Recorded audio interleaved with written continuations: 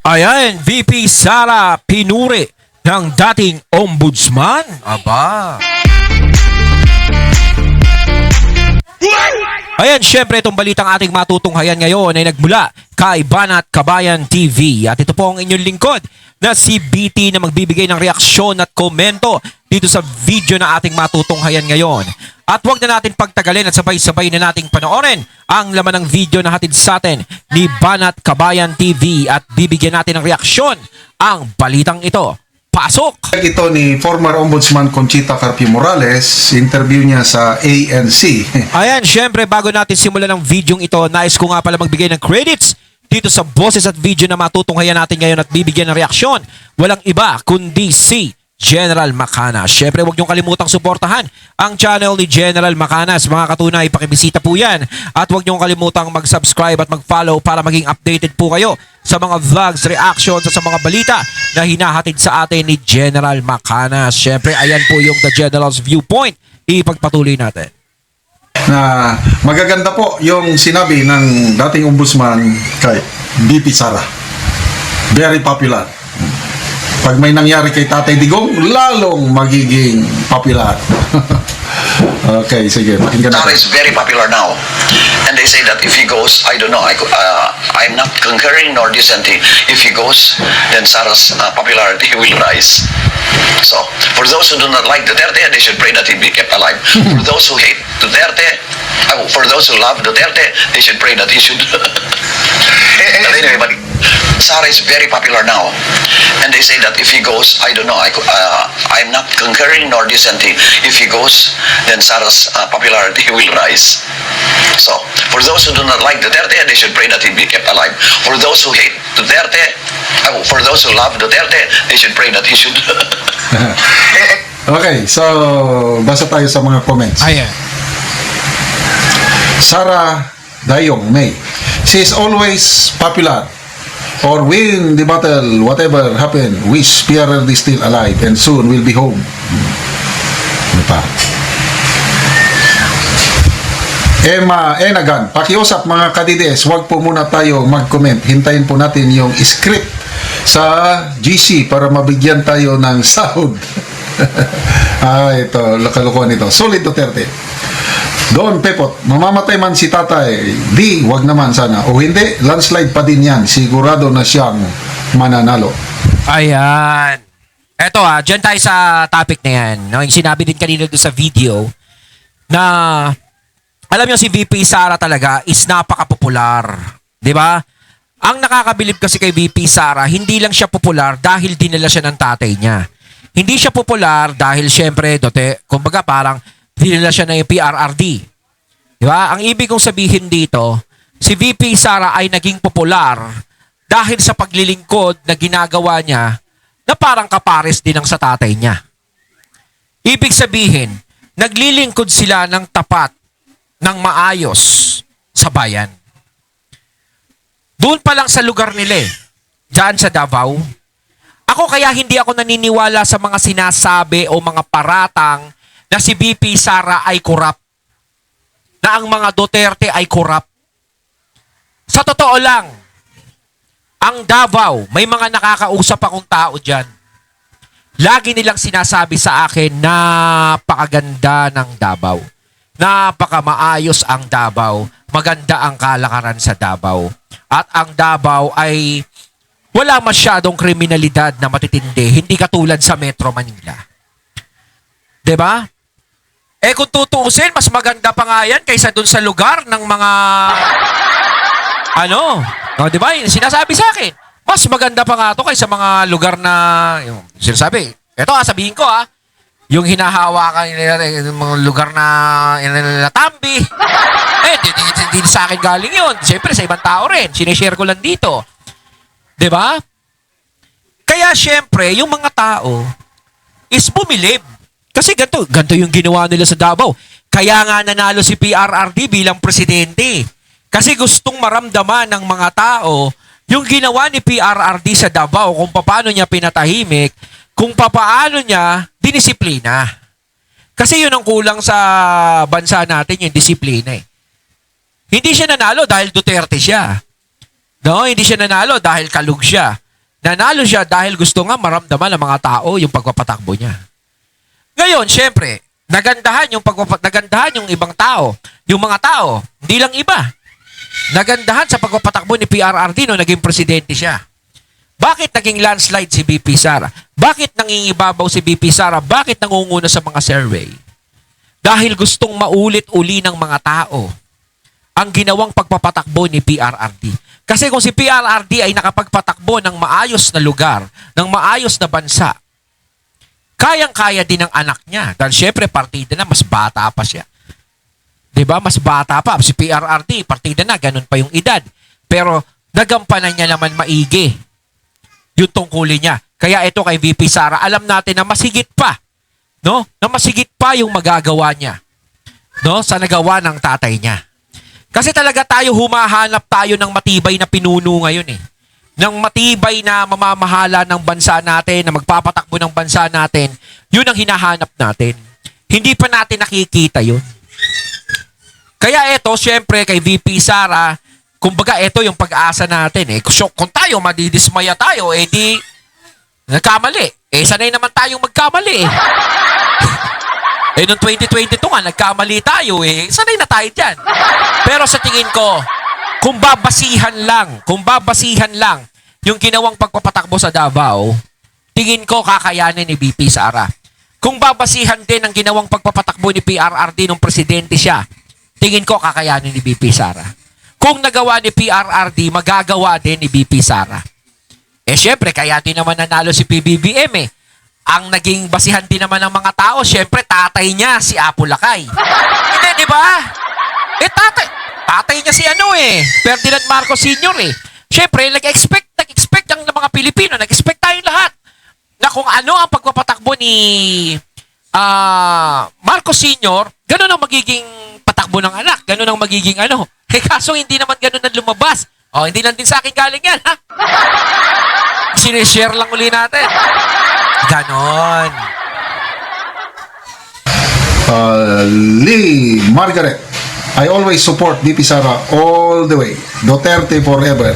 Correct, madam. Malakas si Sara. True. O, puros pabor kay VP Sara. Walang kumukontra.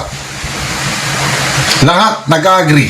Even the dilawan o kakampik. Even the makakaliwa. Undisputable. Very popular si VP Sara. At maraming nagtataka. Example, may post akong nabasa itong si Boris Bigornia ng ABS-CBN. Veterano na ito. Anti-Duterte mga ABS-CBN.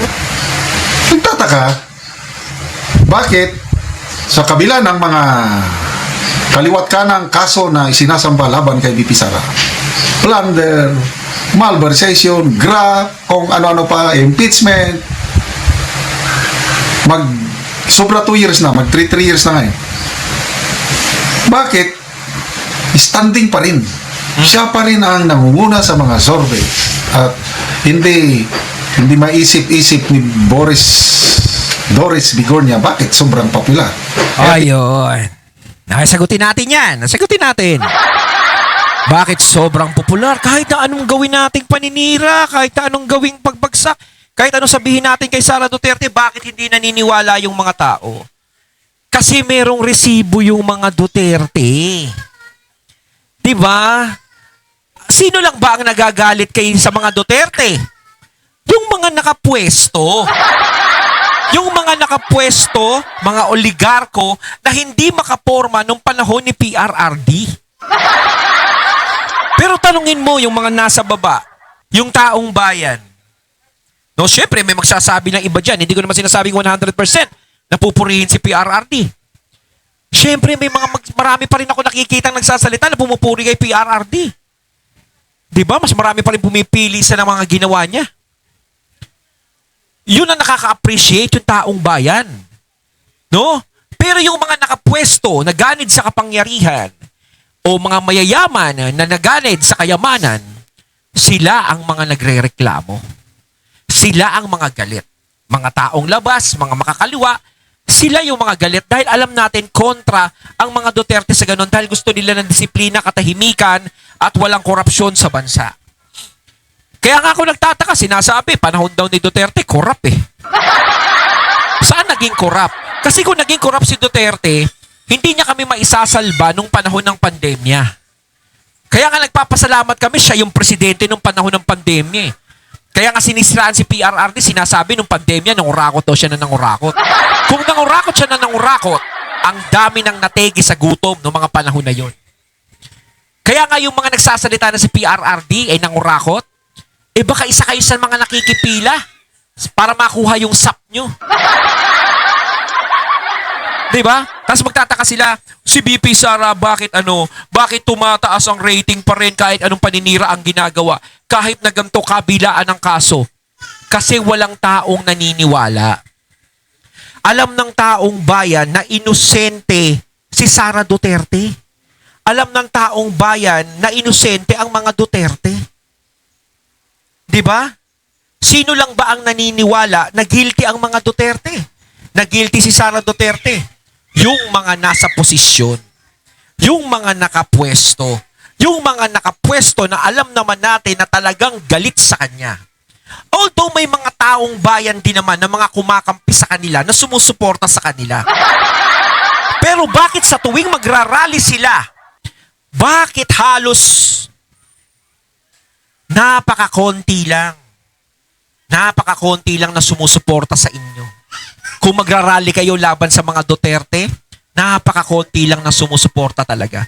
May mga nadudulas pa nga, may mga nagsasalita pa na binayaran lang daw sila kaya sila nandoon.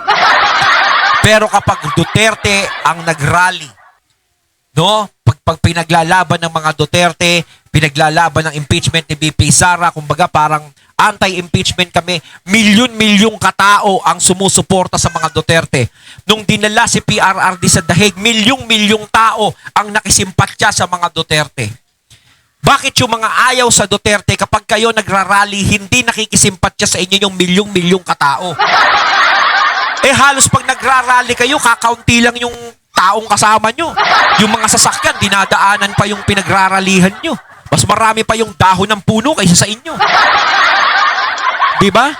Kasi nga ang mga Duterte, ulitin ko, merong resibo. Meron silang resibo na pinapatunayan. Davao at yung naging presidente si PRRD. Kasi kung ang mga Duterte talagang korap yan, ha? Kung korap yan, kung walang yayan, kung demonyo yan, kung demonyo sa paningin nila yan eh. Kung demonyo ang mga Duterte, isinuka na yan sa Davao. Lagi ko sinasabi, kung hindi maganda ang pagpapatakbo ng mga Duterte, isusuka yan sa Davao. Hindi ganun katanga at hindi ganun kakitid ang utak ng mga tao sa Davao para tanggapin nila ang mamumuno sa kanila ay talagang kurap at walang kwenta. Hindi sila magtsatsaga sa ganun. Pero bakit nila minahal si PRRD? Bakit nila minahal si Baste?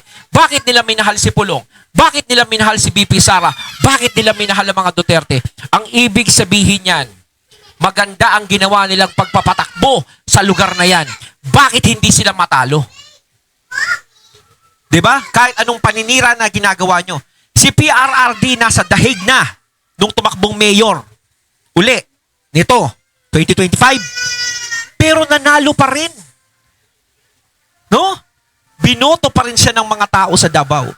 Dahil gusto ng mga taga Davao yung pamumuno ng mga Duterte. At yung mga taga Davao mismo ang ayaw magbigay ng kapangyarihan sa iba dahil gusto lang nila yung pamumuno ng mga Duterte. Dahil doon pa lang sila, kontento na. So ibig sabihin, kapag ganun ang pinapakita ng mga tao, walang pinapakitang hindi maganda yung mga Duterte. Tinanong niya si former Senate President Franklin Drilon, ang sagot is, hindi ko rin alam. Tanungin mo na lang sa mga tao. Speaking of Tatay Digong, may nakausap akong active Army Colonel. Kaya hindi ko na lang banggitin. Sabi niya sa akin, sir, ang isang senaryo na kinakatakutan nila, sabi niya,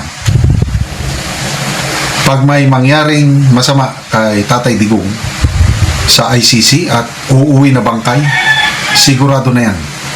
Landslide win na si BP Sara. Ay, tama yun. No? Yung iba sinasabi nila, no, yung mga galit sa mga Duterte, Lalong-lalo na yung ano ba yon? Yung nangangampanya si Trililing.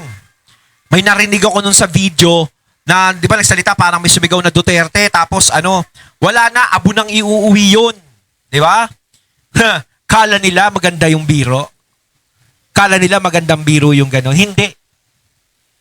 Kapag once na may mangyari kay PRRD, no, na wag naman sana, tama yung sinabi ni General Macanas. Siguradong landslide si BP Sara. Lalong ang simpatsya ng tao ay mapupunta kay Sara Duterte. Sigurado yan. 101% yan. Kaya yung sinasabi na may bumibisita kay PRRD, yung sinasabi na kung may plano ba sila, kaya nila binibisita sa ICC si PRRD. Kaya nga yung sinasabi ng plano, may gagawin ba sila na hindi maganda? Hindi ko naman sinasabi, nagbibintangan dahil yun naman talaga yung nagiging ng mga, di ba, sa mga balita. Kung may mangyari man doon, para silang gumawa ng matinding pagkakamali nila. Dahil yan ang magiging susi para manalo si BP Sara ng 101% sa eleksyon. 'Di ba? Kasi talagang popular na si BP Sara tapos madadagdag pa yung nangyaring yun. Lalo siyang magiging matunog.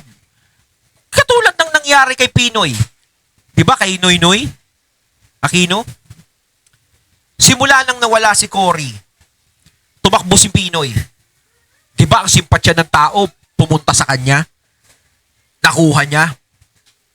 Tapos anak pa siya ni Ninoy. 'Di ba? Ganun ang mangyayari lalo. Pero hindi naman ganun na parang sumanda lang sa pangalan ng magulang. Iba pa rin si BP Sara kasi may sarili siyang tira. May sarili siyang popularidad bukod kay PRRD. Ngayon, kahit hindi niya gamitin pangalan ng PRRD, popular si BP Sara sa sarili niya. Yung sinasabi ko, kung mangyari kay PRRD na wag naman sana, lalong magti-triple yung popularidad ni BP Sara. Lalong yung simpatsya ng tao ay triple mapupunta sa kanya. So, yung nakausap ko, lumalabas. Pro Duterte. Active. Kailang hindi sila pwedeng magsalita in public. Kailang sa mga private conversations, nasasabi nila, pag may mangyaring masama. Ano yung masama? Yan na nga. Uuwi na bangkay.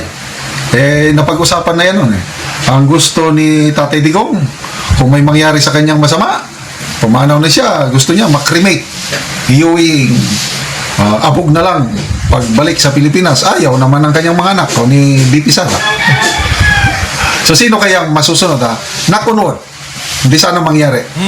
Kahit naman Ang tayo, dalangin ko, makabalik ng buhay si Tatay Digong by 2028 at masaksihan niya ang pag-upo ni BP Sara sa Malacanang. Yan ang dalangin. Yun din ang gusto ko na masaksihan ni Tatay Digong yung pag-upo ni BP Sara. Kasi para sa akin, kung si BP Sara malalampasan niya yung mga impeachment na yan, 100% mananalong presidente yan. Kung tatakbo yan. Wala na. Kaya nga kinatatakutan yan eh. Kaya ginagawa nila lahat para harangin si Sara Duterte. Dahil natatakot sila sa maaaring maging resulta ng eleksyon sa 2028. So, for the sake of discussion lang, sino kayang masusunod? Si Tatay Digong? Kung may mangyaring masama, hindi natin alam kung anong mangyari. Sinong masusunod? Si Tatay Digong na sinasabi niya na i-cremate niyo ako? Or si BP Sara, mga anak niya na ayaw niya i-cremate at ibalik na yung buo, yung bangkay. Parang... Pero di ba? Means, kailangan sundin mo kung ano yung gusto ng tao. Kung ano yung gusto niyang tao na yung mismong mamamaya pa siya, kung ano yung gustong gawin sa kanya. Di ba dapat ganun? May kasabihan. Marcos Sr. noon, di ba? Nauwi yung bangkay, Marcos Sr. Hindi nga nalibing kagad. Dahil lahat ng presidente ayaw ipalibing sa libingan ng mga bayan eh. Yun ang wish na dapat masunod. Wish ng Marcos Sr. ilibing siya sa libingan ng mga bayan eh. Sino lang ang nakapagpatupad sa death wish? Tatay Digong natin. Tatay Digong. Tapos ganyan bang ginawa ng kanyang anak, ng kanyang junior? Kinidnap niya papuntang ICC, nidaras, ay nako, yun. So, Mali kagaya talaga ng nangyari kay late President Cory Aquino, nung namatay siya, bigla siyang naging popular. Kaya yung anak Oo. niya, naging popular Oo. din. Kaya naging Si presidente Noynoy, si kaya naging Noynoy presidente. Aquino. Oo, di- kaya pumunta ganyan siya, kasi no? ang Pilipino eh. Kung sino yung underdog, parang feeling inaapi, napupunta doon. Oo. Nakikisimpatya pag Oo. may pumanaw. Except, to the rule, exception, yung nangyari kay late Congressman ako, dahil nung pumanaw, imbes na makiramay, ano ba naman yan, ang mga netizens lalong natuwa, lalong na tumatawa ang reaksyon nila. Oo nga eh, dami natutuwa eh.